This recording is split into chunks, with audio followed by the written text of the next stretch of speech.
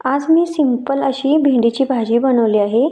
तर मी अशा बाजारातून कोवळ्या भेंड्या आणल्या व त्या स्वच्छ धुवून कापडाने पुसून घेतल्या आणि त्याचे असे काप करून घेतले आणि कढईमध्ये 1 चमचा तेल टाकलं आणि त्या भेंडी त्यामध्ये घालून छान डाग पडूस्तोवर भाजून घेतल्या आणि ताटामध्ये ती भेंडी काढून घेतली आणि त्याच कढईमध्ये 2 चमचे तेल टाकलं.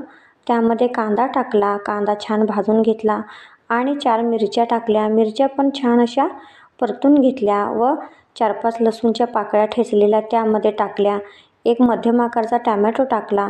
टॅमॅटो विरघळून घेतला आणि त्यामध्ये हळद घातली, भेंडी घातली आणि मीठ घातलं आणि ते एकजीव करून त्याच्यावरती झाकण ठेवून दणकून त्याची एक वाफ काढली. चला मग पटापटा सबस्क्राईब करा. वाट कशाला बघताय? आणि ही भेंडीची भाजी मस्त अशी भाकरीसोबत संध्याकाळी खायला घेतली.